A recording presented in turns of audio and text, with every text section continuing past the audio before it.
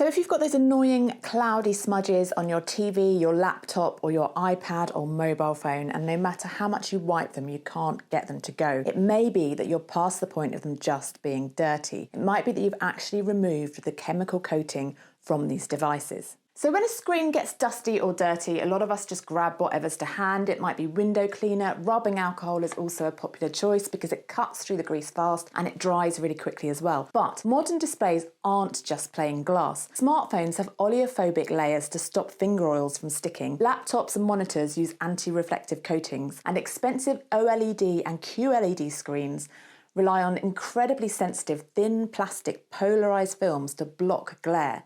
So cleaners that include alcohol and ammonia are harsh solvents, and if you use them, they microscopically dissolve those layers. Now, once that factory coating degrades, your screen becomes a magnet for fingerprints because there's no oil barrier left, and you get a permanent cloudy haze that ruins the picture whenever a light hits it, and we all know how annoying that is. Worse, if you wipe a dry, dusty screen with a rough cloth or harsh fluid, you're essentially turning everyday dust particles into sandpaper and micro-scratching the display. So how do you actually clean a screen without destroying it? Well, you need to find something that will lift the oils without destroying the glass chemistry. I've previously made a video about cleaning screens safely using distilled water, but some viewers said they felt they needed something a bit stronger. So I thought I'd test out this stuff. It's called Undo Screen Cleaner, and the main reason that I wanted to try it is that it's alcohol-free and water-based, and it's specifically put together to handle modern displays safely. Of course, this becomes an even bigger deal when you move away from small devices and look at your TV, because television screens are massive, expensive, and incredibly vulnerable to chemical damage. In fact, talking about expensive TV screens, how much do you think currently the most expensive TV in the world costs? Let me know in the poll and I'll tell you the answer at the end. But back to the cleaning. If you spray standard glass cleaner directly onto a TV, two bad things happen. The solvents start clouding the anti-glare film, and the excess liquid runs straight down the screen,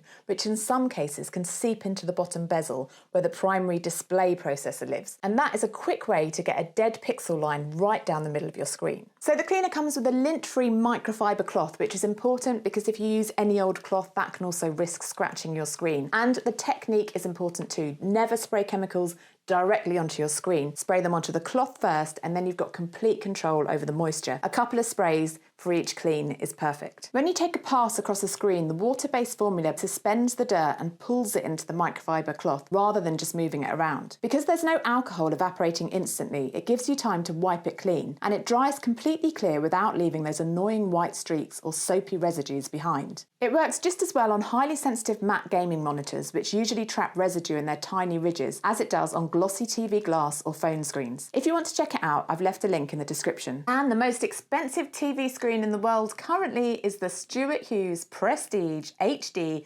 Supreme Rose Edition, priced at a mind-boggling $2.25 to $2.5 million. The 55-inch frame is wrapped in 28 kilograms of 18-carat solid rose gold, and the inner bezel is said to be hand-stitched using genuine alligator skin. On that note, I'll see you later, alligator.